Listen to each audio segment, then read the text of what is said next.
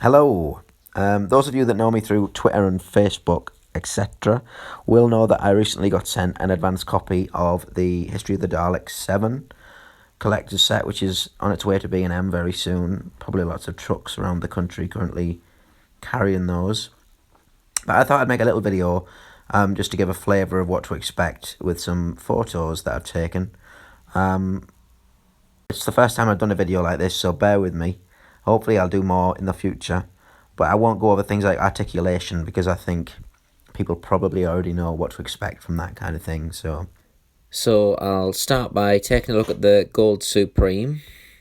The gold colour, it's less of a yellowy gold, if that makes sense. It is more accurate to the real prop, I would say. For having it in hand, it does seem that way. It's a funny shade. It's always been it's gold, but it's not gold kind of thing. I think it's always been the perception it's had. It's like a dull gold, but it's very nice, and they've made improvements to it as well. So one of these is the rings on the eye stalk are now this kind of less saturated blue, if you look at the episode, they are actually that colour, not the sort of Genesis turquoise colour that they seem to use for the first Genesis figure, and then that kind of stuck. Other improvements, the neck cage or the neck bin is now painted completely gold, which looks brilliant. It might look a little bit odd at first because obviously the real mesh was, mesh, therefore not a solid flat thing painted gold, but it still looks really good. The ball joint for the plunger is now silver, which it should be, which is really nice, and it really pops when you see it. And also, lastly, the gold paint continues onto the fender or the base, along the top sort of lip of it, which again, something unique to this particular prop or set of props. Although what's strange is the base itself, and this is the same for both Daleks, the sculpt is actually, I think, the Imperial Dalek base sculpt. So it's got like a step and then a smaller step underneath, so it kind of goes inwards.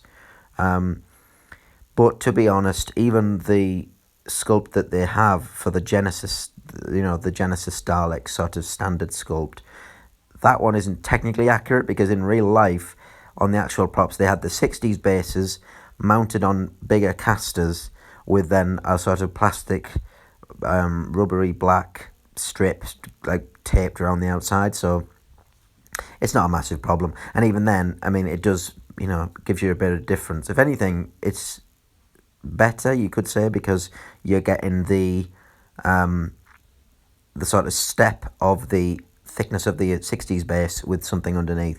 But yeah, to each their own. It doesn't detract from the figure too much for me.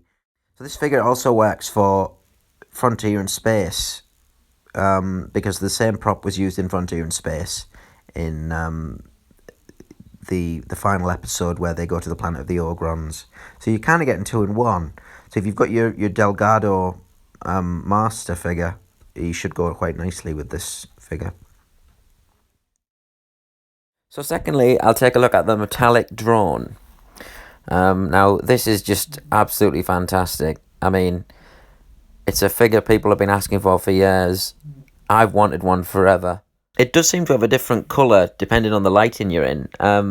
It shows up as a kind of browny colour in some lighting, which is like exactly what happens with the real prop. Like, there are photos I'm used to seeing or screenshots from Day of the Daleks, like the studio scenes, and they look a certain colour in those scenes. Like, the colour is just perfect. Like, they've really nailed it.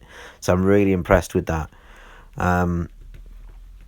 Again, you've got that different blue colour for the rings of the eye stalk, which just look brilliant against the grey and against the black and the silver.